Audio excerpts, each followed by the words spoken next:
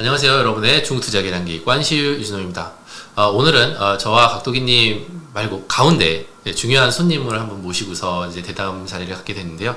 CSOP 홍콩에서 제일 큰 운용사, 두 번째로 큰 운용사, 여전히 굉장히 큰 운용사인데 CSOP 운용사의 이재총 상무님을 모시고 중국 그리고 홍콩의 최근 동향에 대해서 한번 좀 알아보는 자리를 가졌습니다. 상무님, 저희 지금 미치고 환장하고 죽을 지경 좀 살려주세요, 중국 주식. 제가 조금 긍정적인 얘기들을 드릴 수 있을 것 같아요. 아, 그래요? 예. 그러면 이제 일단 뭐 이렇게 시작하면 안 되니까 본인 소개를, 우린 CSOP 하면 ESOP가 자꾸 생각나서 퇴직연금인가? 그렇죠. 퇴직연금 만드는 회사인가? 이런 느낌 좀 들거든요. 그렇죠. 예, 한번 회사 소개도 하고 네. 본인 소개도 한번 해주세요. 그렇게 저는 이제 CSOP에 이제 입사한 지는 1년 7개월밖에 안 됐고요. 신입사원이네. 네, 신입사원. 1년 7개월이면 네. 그래서 여기서 이제 글로벌 ETF 전략하고 비즈니스 개발을 맡고 있고 CSOP는 우선 차이나 서던 오리엔탈 페이트런 약자고요. 이제 한자로 따지면 남방 동영이에요. 그럼 중국의 남방 자산운용이 15년 전에 동영이라는 홍콩 소재의 증권사랑 합자해가지고 자산운용 하나를 만들었고요. 저희 주력 상품은 이제 ETF고 46개 정도의 ETF가 홍콩하고 싱가포르 시장에 상장돼 있고요. 저희 지사가 지금 싱가포르에 있는데 5년 정도 됐어요. 그리고 전체 자산고는 17조 정도? 미래나 삼성 같은 게 30에서 32조 정도가 되니까 제가 정확히는 모르겠는데 아마 그 밑을 바짝 추격하는 정도의 사이즈라고 생각하고 있고요. 중국 차이나 항생테크의 주력 종목인 뭐 예를 들어 텐센트나 알리바바 이런 거 투자하려면 어떤 ETF가 있겠어요? CSOP 항생테크 ETF예요. 아, 그렇게 되는 네, 그래서 모든 브랜드에 그냥 삼성이나 고유 브랜드처럼 저희도 CSOP 브랜드를 넣어서 CSOP 이제 ETF 이름을 만들고 있죠. CSOP 항생테크 ETF 박살 났겠네.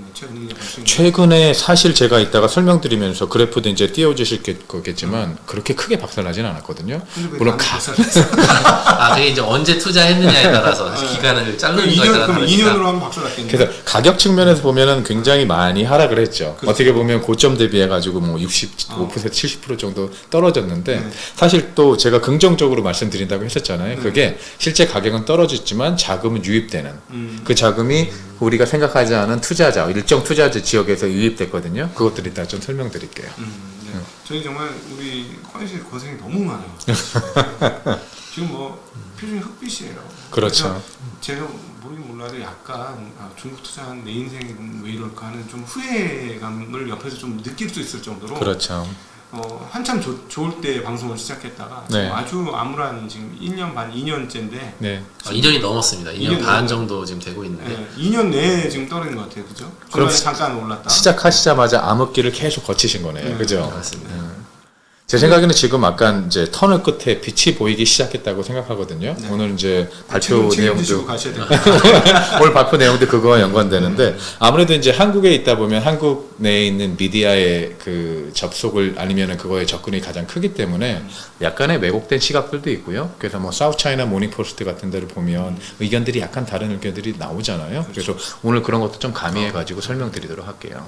그래서 처음에는 리오프닝이 가져온 수요 회복인데 너무나 많이 들어보셨을 거예요. 1분기 아까도 잠깐 말씀드렸다시피 4.5%가 성장했거든요. 괜찮아요. 왜냐하면 예상은 3.9였으니까. 그럼 중국 정부 입장에서도 그래, 자생적으로 하고 있어. 부양책을 안 내도 돼. 그리고 이 성장 같은 경우에는 대부분 이제 서비스업 PMI에서 성장을 해가지고요. 소비주도에서 성장을 했다라고 보고 있고. 근데 그건 1분기였고. 3월 달부터 데이터들이 안 좋아지기 시작했죠. 그래서 아까 제가 방금 언급했던 것처럼 그 소비하는 패턴도 약간 불균형적으로, 그러니까 필요치 않은 것들은 안 사기 시작했어요. 전화기라든가 자동차라든가 아니면은 그 뭐 다른 것들 측면에서 실제로 필요한 생필품 정도만 사고 거기다가 요식업 정도는 또 늘어나고요. 그러면은 가처분 소득이 감소했기 때문에 우선 그러니까 지출 능력이 동반 약화됐다. 어떤 거랑 지출 의향과 가처분 소득이 하락한 거는 2019년 대비해가지고 그것보다 떨어졌어요. 그래서 돈이 없다는 얘기죠, 사실. 집값이 떨어진 것도 있을 것이고. 그렇죠. 그 다음에 이제 그 코로나로 인해서 직장이 이런 것도 있고, 좀 활성화도 안 되고 월급도 좀 줄어들 수도 있고, 그게 같이 영향을 미친 거죠. 그렇죠. 그리고 청년 실업도 당연히 늘어난 거고 뽑지를 않았으니까. 그리고 사실 테크 기업에서 굉장히 많은 해고를 했었죠. 그렇죠. 정부에서 규제 압박 때문에. 그렇죠. 거기서 그런 문제들도 있었고, 또한 코로나로 닫히면서 조그만 가게들 이 문을 닫으면서 거기에 일어나는 조그만 규모들의 이제 고용도 있죠. 그런 창출도 일어나지는 않았을 거고. 네. 그러면 다음 같은 경우 아까 말씀드린 지출 의향도 동반 하락했다고 그랬죠. 예. 그렇다는 얘기는 소비자 신뢰 지수를 보면 거의 바닥을 쳤어요. 3월달 넘어서 살짝 올라오긴 했지만 그렇다는 얘기는 돈이 있는데도 안 쓰겠다는 얘기죠. 그렇죠. 그 이유는 불안하니까. 가처분 소득도 줄었고 소득도 줄었는데 불안하니까 더 안 쓰고. 그렇죠. 뭐 경기 측면 훨씬 안 좋고. 은행 그렇죠. 예금이 뭐 사상 최대라는 기사도 많이 나오고. 그렇죠. 네. 그렇죠. 안 쓰고 있죠. 그럼 부동산 시장에 대한 불안도 있고요. 거기서 부동산을 안 사게 됐고, 왜냐면 내가 샀는데 이 기업이 부도가 나가지고 그걸 인도를 못 받을까봐 1년 반 있다가. 또 다른 얘기는 뭐냐면 그 중국이 보면 사회 안전망이 사회국가니까 공산주의 국가니까 되게 좋아야 된다고 생각하잖아요. 거기 의료 시스템, 한국의 의료보험 시스템이 굉장히 좋은데 그게 아닌 것처럼 사회 안전망이 그렇게 훌륭하지 않대요. 그렇다는 얘기는 내가 고용이 없으면 나앉을 수밖에 없는. 우리 같은 경우에는 실업을 하게 되면 실업 수당이 나오잖아요. 신청을 해서 그게 몇 개월까지는 내가 정확히는 모르겠는데 다음 일자리를 찾을 때까지 충분히 생활을 할 수 있을 거라고 생각하고 있어요. 만약 그게 안 된다 그러면 사실 영세민 도와주는 그런 것들도 있고 중국 그게 없어가지고 고용 불안, 그러니까 이게 일자리 이루면 바로 길거리로 내앉기 때문에 되게 조심해서 소비를 하고 있대요. 지갑을 닫고 있는 거죠. 자, 수출 한번 볼게요. 중국이 전체 그 GDP의 수출이 차지하는 비중이 20% 정도라고 얘기하죠.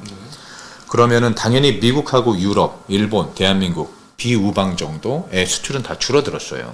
뭐 전체적인 경기 침체나 이런 것 때문에 이런 것도 있긴 하겠지만 아무래도 중국 쪽에서의 수출 그리고 서플라이 체인을 이동하려는 그리고 차이나 넥스트 차이나 플러스 원 그러니까 디리스킹 디커플링 너무 많이 작용하고 있죠. 많죠. 수입하는 측면에서.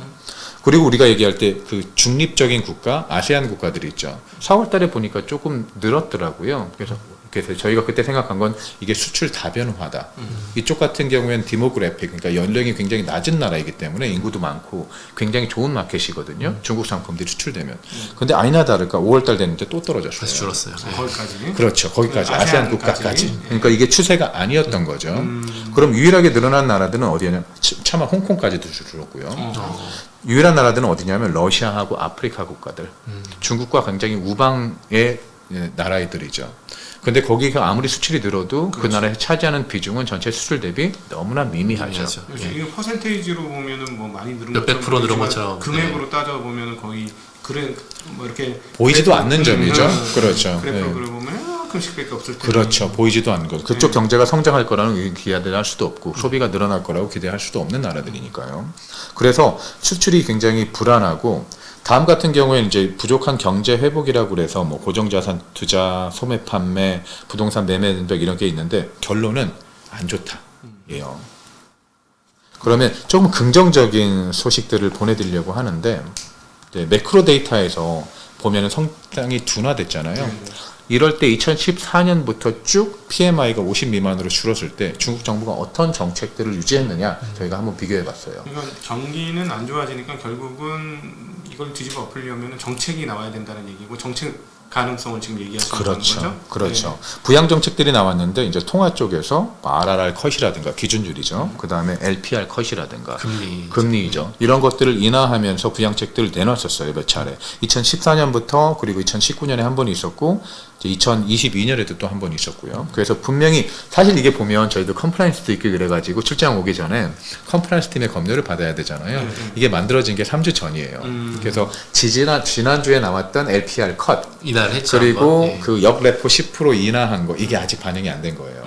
그렇다는 얘기는 저희가 이걸 예상했고 그게 맞았다는 얘기죠. 일주일에 나왔다는 얘기죠. 그래서 저희가 예상했던 건 뭐냐면 LPR 컷이 나올 것이다. 역레포는 나왔고요. 그리고 그거를 제가 카카오톡으로 뭐 메시지를 고객들한테 보내드린 게 있어요. 저희 기관 고객들한테. 그리고 그 소문이 나오자마자 실제 마켓은 아까 말씀하신 두 번째 희망 10%가 올랐고요. 근데 지난주 화요일이었죠. LPR 컷을 15로 예상했는데 10으로 하면서 그 실망감에 0.1% 인하인데 그만큼 인하한 거죠. 그렇죠. 예. 그래서 그 실망감 때문에 올랐던 10%가 다 빠졌죠. 속으로는 한 15bp 하겠지.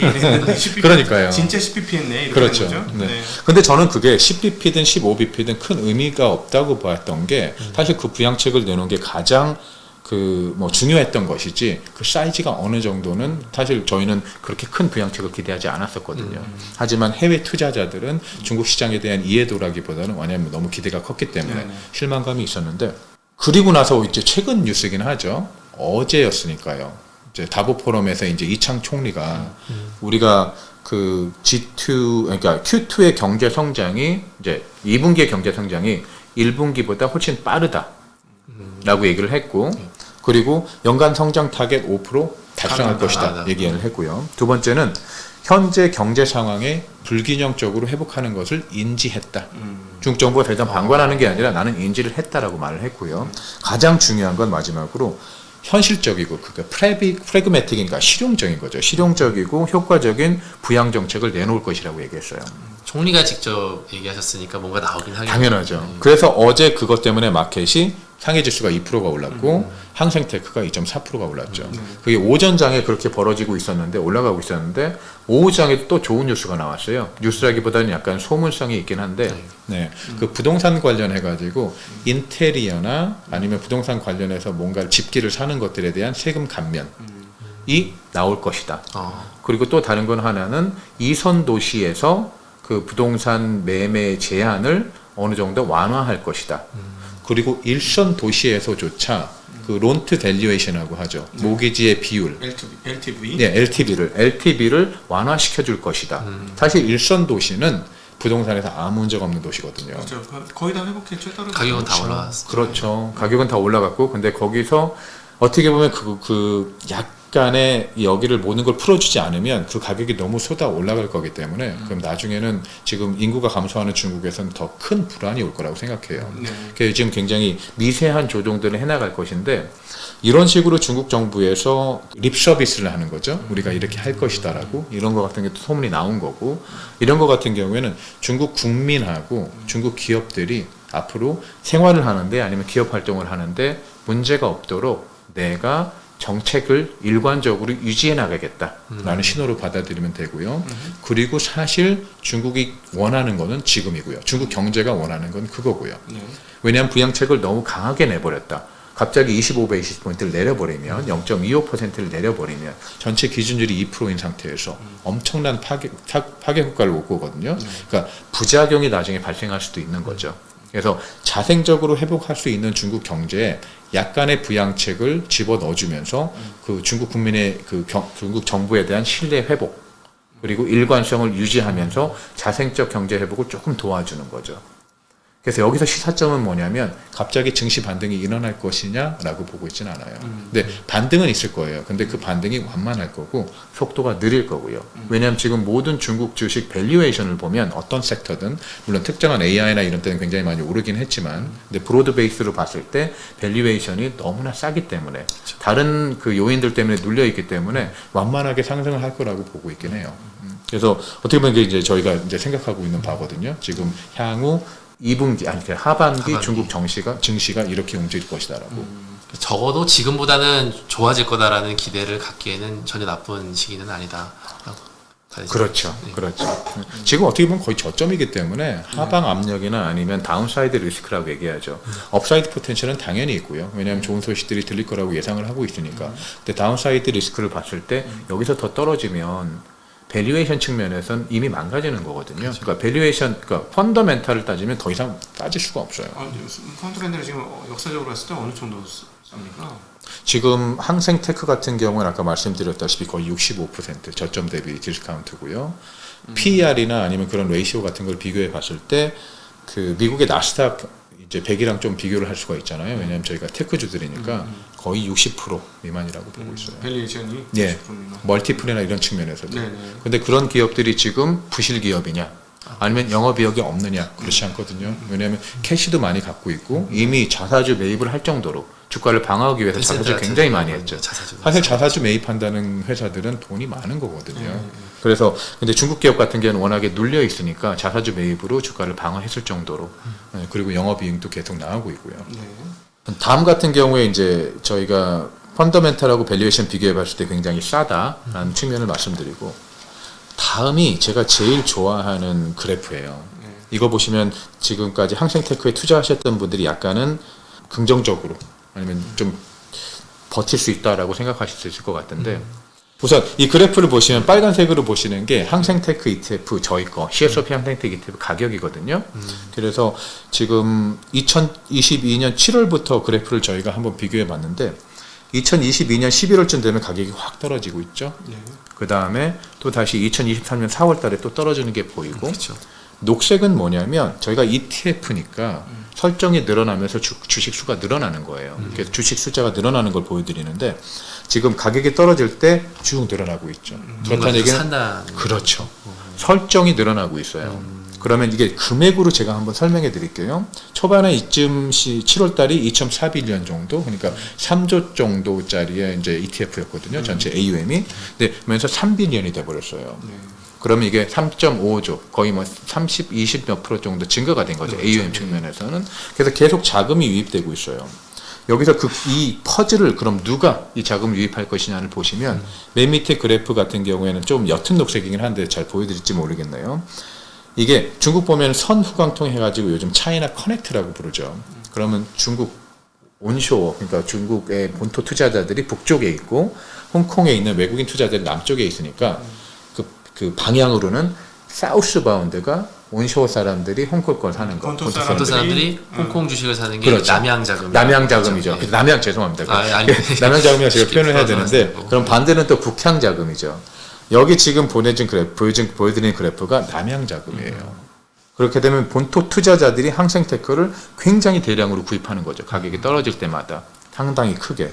그래서 얼마 정도를 갖고 있느냐? 오른쪽으로 보시면은 거의 한 3분의 1 정도를 본토 투자자들이 다 소유하고 계세요. 근데 이거를 기관이냐 아니면 개인이냐? 저희가 판단했을 때는 기관이라고 보고 있어요. 왜냐면 개인 같은 경우에는 아까 얘기한 가처분 소득이 너무 낮고 더군다나 이제 부동산 때문에 우려되는 상황에서 투자로 이루어지진 않거든요. 아직까지는. 근데 이 자금들은 기관, 롱온리 기관들의 자금이 크고요.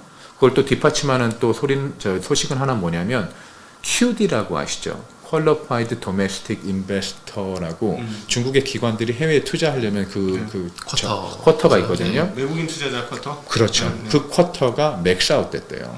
다 썼다. 다 써버렸다고 돼요. 그래서 다른 투자 그 채널을 사용해서 한 게 커넥트로 들어오는 거죠. 선후광통으로. 그래서 어떻게 보면 이게 그래도 중국 같은 경우에 받쳐주고 있구나. 중국 투자자들은 중국 기업들, 특히 항생테크 아직도 사고 있고 계속 매집을 하고 있다라고 보고 있어요. 여기서 보시면 같은 마켓인데 중국 본토 투자자들하고 해외 투자자들은 다른 성향을 보이기가 하거든요. 아까 저희가 오프닝 때 잠깐 설명드렸던 것처럼 글로벌 펀드들은 중국 비중을 축소하고 있어요. 그래서 아까 이머징 마켓, 엑스차이나 이런 만들도 나오고요. 서양 투자가들이 특히 그렇죠. 좀 많이 나가고 있죠. 그렇죠. 서방 쪽이죠. 유럽과 그 미국 쪽이라고 생각을 하고 있어요. 제가 그렇게 크게 우려하지 않는 게 뭐냐면 아마 얘기는 저 그때도 잠깐 말씀드렸던 적이 있는데 이 금액 자금들을 누가 대체할 것이냐면 저는 중동에서 대체할 것이라고 생각하고 있어요.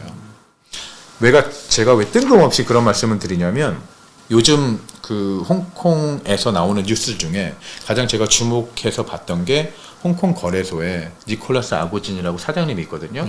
그분이 뉴스에 내보내신 게 있는데 중동 쪽의 자금이 2030년까지 아시아 퍼시픽에 투자될 게 10조 달러. 10조 달러면 블랙락이 운용하는 그 전체 자금 자체가 10조 달러 정도 돼요. 1억 3천조?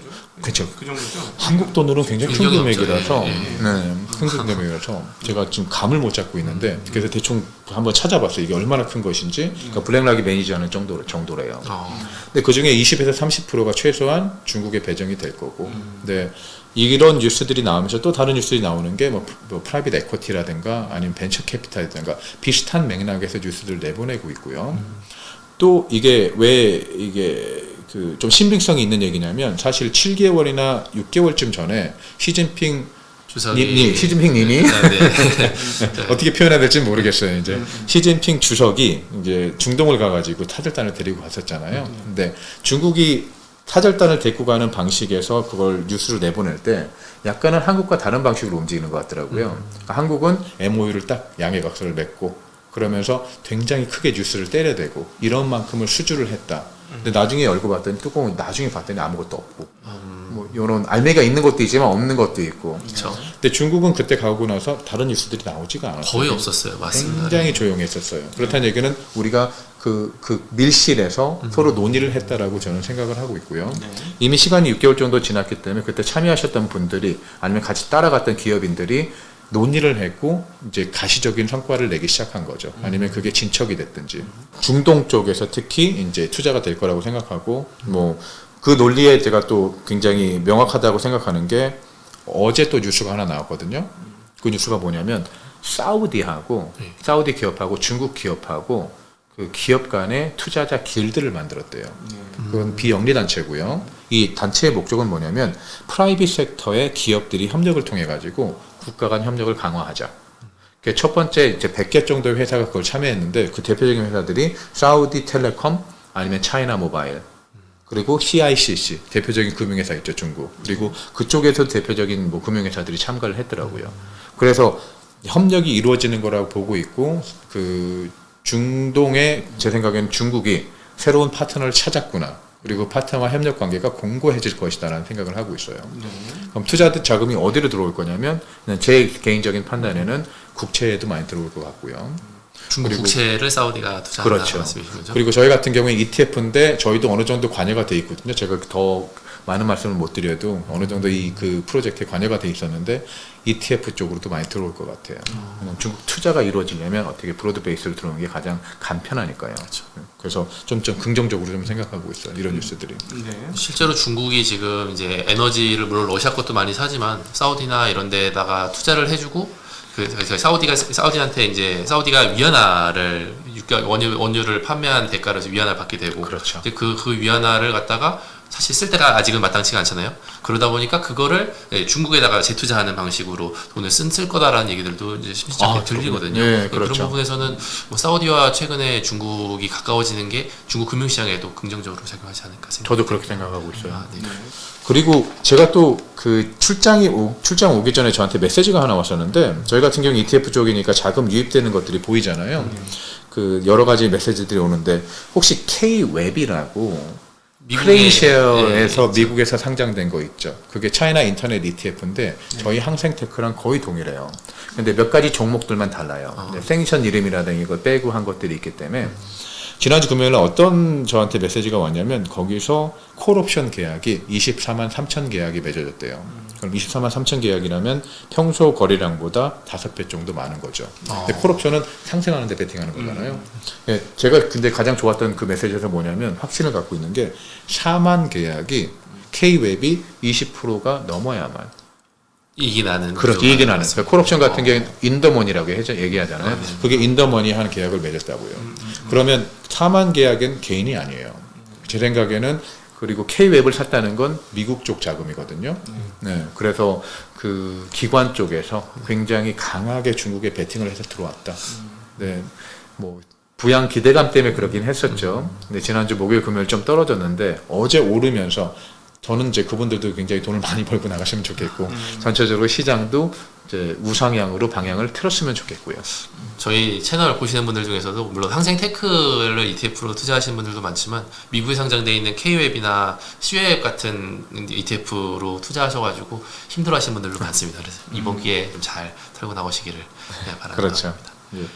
아까 말씀드렸다시피 뭐 통화 정책이나 재정 정책 같은 경우에는 그렇게 큰 부양책을 사용할 것이라고 예상은 하진 않고 다만 신뢰를 회복하기 위해서 계속 제가 같은 말씀을 반복드리는데 그러니까 지금 사실은 중국의 공동 보유 정책이 표면에 나오면서 그 다음부터 보면 부동산의 부채가 더 증가되면 미래에 좀 상황이 안 좋아질 테니까 그거를 일단 다 닫고 또 하나는 빅테크 기업들이 너무 혼자서 독주를 하니까 그걸 내비두면 이 기업 간의 부익부빈익빈 차별화가 너무 심해지니까 그것도 막기 위한 게 이제 공동 부유라는 형태로 나왔는데 그래서 이제 찍어 눌렀고 근데 그걸 같이 찍어 누르다 보니까 가뜩이나 안 좋아지는 경기가 죽어버렸고 이런 구조인데 그러면은 경기 지금 제가 보기엔 이 공동 부유를 철회할 가능성은 없다고 보거든요. 중국 정부에서 그동안 사실은 잘못된 정책들 몇 가지가 있었죠.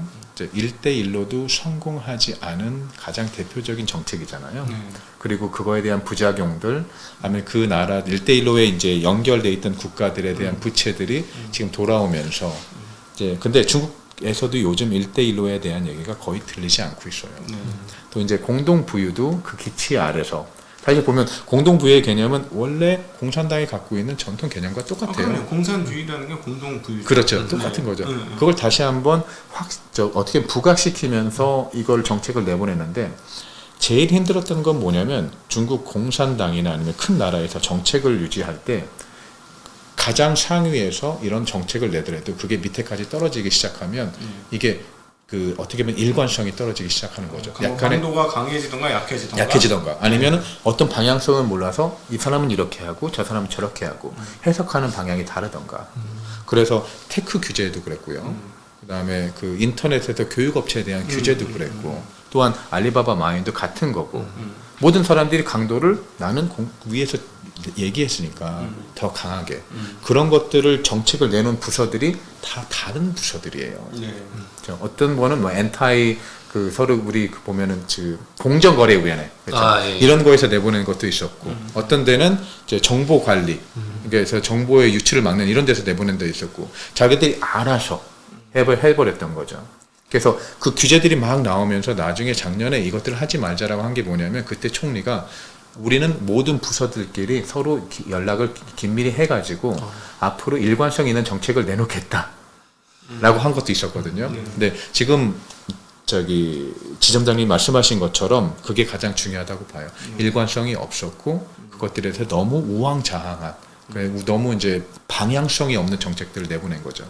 근데 거기서 가장 이제 간단한 답변으로 그럼 공동 부유에 대해서 이 사람들이 이게 틀린 정책이다라고 얘기할 것이냐? 절대 안 할 것이라고 봐요. 다만 이거에 대한 거를 더 이상 부각시키진 않겠죠. 왜냐하면 공산당이나 아니면 중국 분들의 성향상 체면이 굉장히 중요하니까요. 체면이 많이 중요합니까? 중국 사람들? 그렇다고 저도 얘기를 들었어요.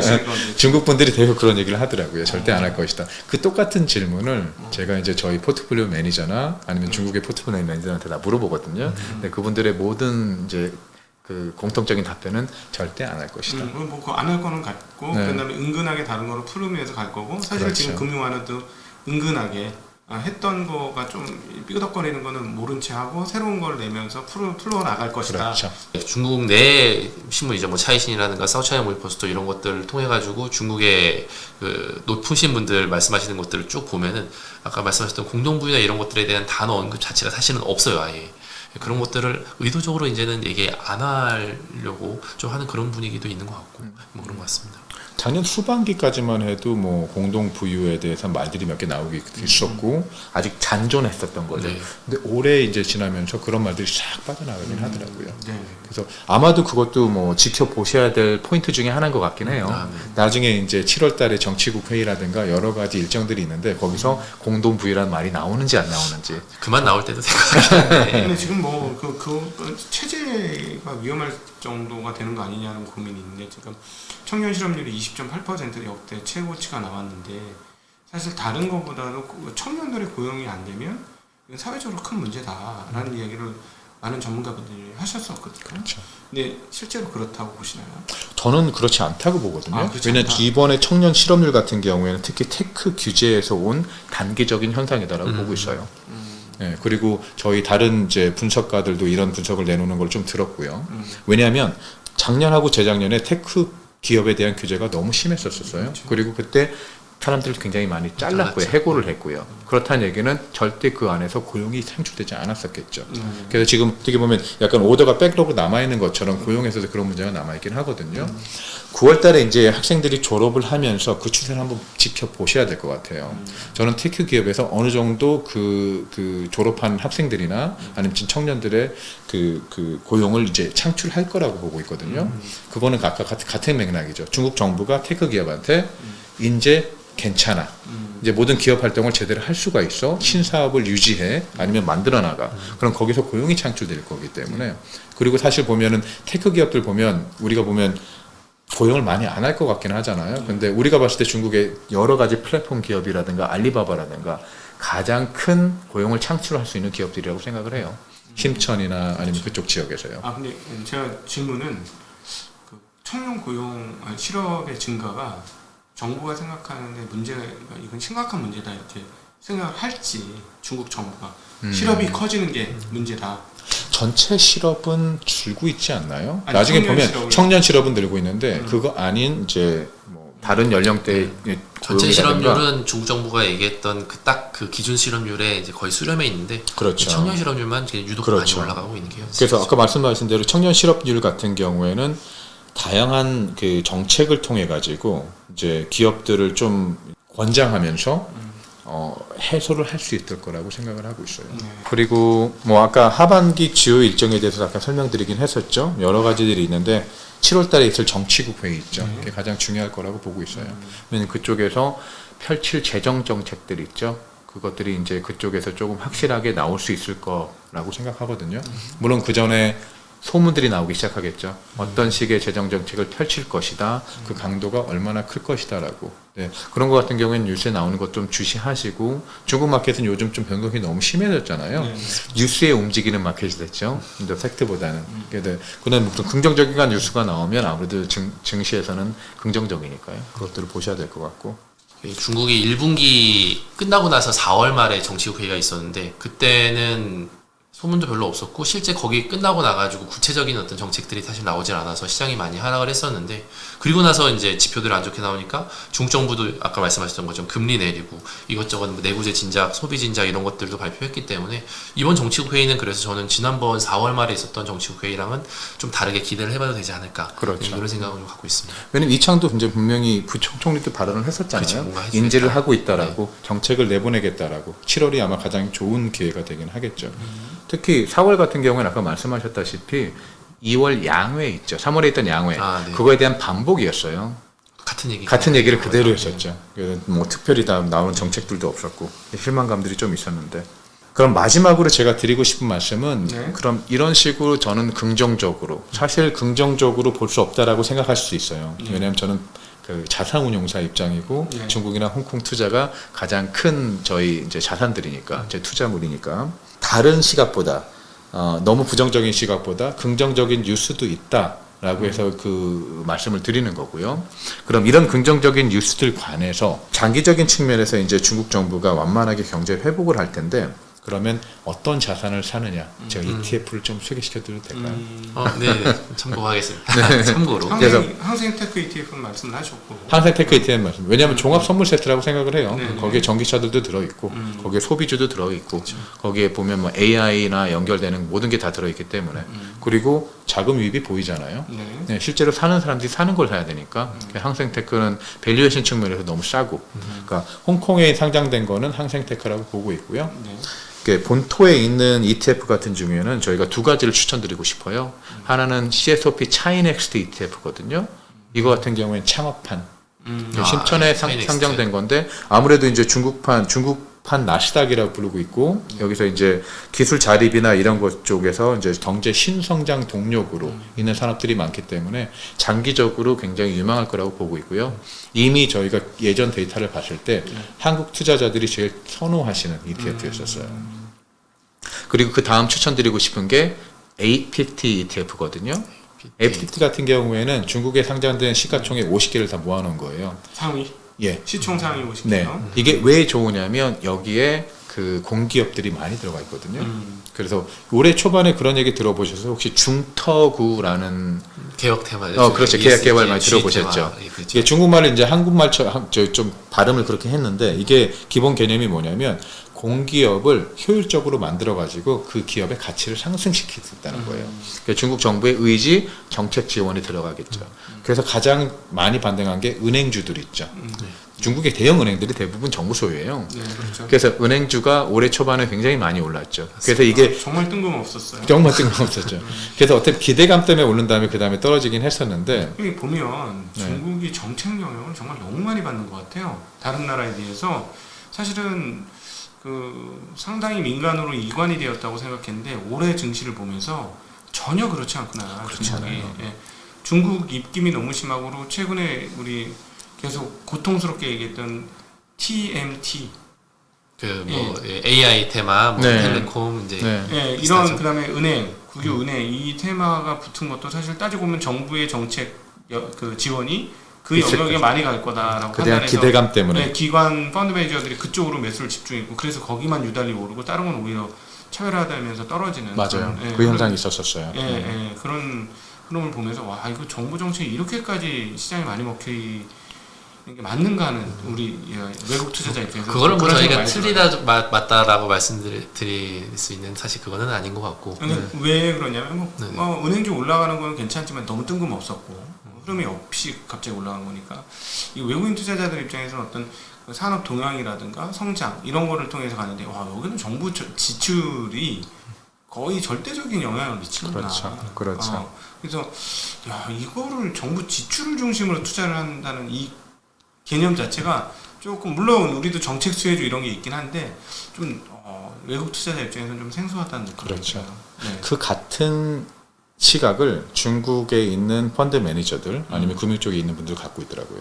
그건 뭐냐면 그러니까 중국 정부가 정책 때문에 너무 켜버리고 그 다음에 갑자기 꺼버리고 네. 또 켜버리고 꺼버리는 것 때문에 갑자기 올라가서 또 나중에 부작용들 사실 이게 민간 주도 산업이 이루어지는 게 가장 맞거든요. 네네. 왜냐하면 중국 사람들은 돈을 가장 잘 아는 사람들이에요. 그렇죠. 예전부터 네네. 화교부터 아니면 화상이라든가 돈을 가장 많이 벌었던 사람이고 그 사람들이 자기들이 맞게 그걸 하게 내버려둬야 되고 그러니까 3개월 전에는 그런 시각들이 있어요. 진짜 그럼 중국 정부가 부양책을 내놓아야 되지 않겠느냐. 제가 인터뷰를 만나본 모든 사람들이 중국 정부는 아무것도 안 했으면 좋겠다. 그래서 우리가 얘기하는 옛날에 있던 국부론으로 들어가긴 하죠. 아담 스미스의 인비저블 핸드, 보이지 않는 손에 움직여서. 그런데 요번에 부양책을 조금 기대하는 이유는 왜냐하면 그 기간 지난 3년 기간 동안 코로나나 다른 여러 규제들이 너무 강했고 너무 깊었고 그 상처의 골이 컸던 거죠. 그러려면 정책적으로 살짝은 올려줘야죠. 민간에서 그걸 다시 자생적으로 키울 수 있을 정도로. 그래서 늦은 완만한 회복이 있을 거라고 보긴 해요. 그런데 가장 중요한 건 중국은 세계 2위 경제 대국이잖아요.